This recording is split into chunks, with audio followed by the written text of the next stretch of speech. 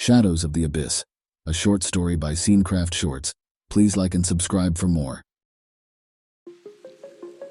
The year was 3012, a millennium after a catastrophic nuclear conflict had cast the world into eternal gloom. The underground city, an intricate network of towering spires and labyrinthine passages, had become the last bastion of humanity's existence. The remnants of a once thriving civilization had adapted to this subterranean life, their ingenuity giving birth to a city of contradictions. Detective Victor Kane, a middle-aged man with a hardened exterior, navigated the bustling streets. His trench coat fluttered like a raven's wing against the dull backdrop of neon signs and flickering holograms. The wind carried whispers of secrets, each alleyway a chapter in the city's dark history. Kane's weary eyes scanned the horizon, a skyline of metal and glass, juxtaposing futuristic architecture with the decay of a world overshadowed by its own sins. "Kane, old-timer, heard you're on a new case," came a raspy voice from the shadows.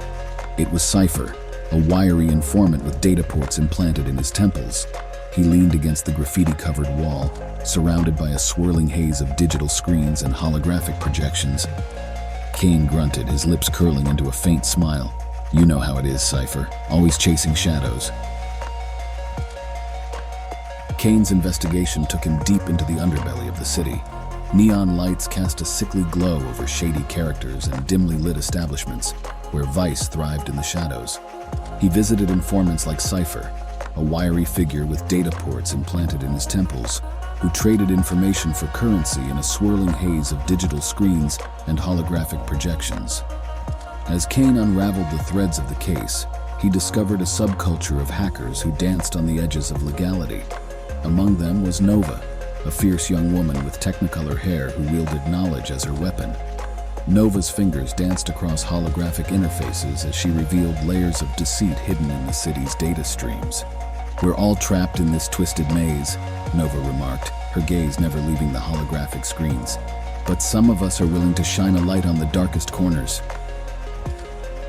It was during a clandestine meeting with Nova that Kane first encountered Lila. Her silver eyes held a mixture of defiance and sorrow, a glimpse of the city's pain mirrored in her gaze. Lila was more than just a resistance member. She was a spark of hope in a world suffocating under the weight of corruption. "Detective Kane," Lila's voice was soft but determined, "you're not alone in seeking justice." As they ventured deeper into the heart of the resistance, Kane's perception began to shift. The city, once a monochrome canvas of despair, now carried the brushstrokes of resilience. In the hushed conversations of rebels, he found camaraderie and an unyielding determination to expose the truth. With each revelation, Kane's investigation pierced deeper into the city's dark heart. The mayor's son, Adrian, had been an enigmatic figure, his rebellious spirit emblematic of a generation yearning for change. The trail of secrets led Kane to the Nexus, a clandestine gathering spot for those seeking to dismantle the oppressive regime. There, Kane encountered Doc Akari, a brilliant but haunted scientist who had once worked on the city's ill-fated attempts to restore the sun. Doc's disheveled appearance mirrored his disillusionment with the government's lies. Amid the dim glow of broken neon signs, he revealed a secret experiment that had sealed Adrian's fate. "The pursuit of power blinds even the brightest minds," Doc mused, his fingers tracing the scars on a holographic blueprint. "But sometimes the truth finds a way to break through."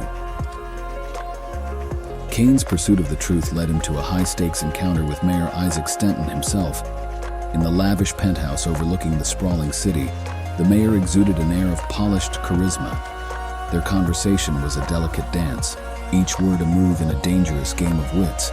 The room's opulent decor contrasted starkly with the secrets that lay beneath its polished veneer.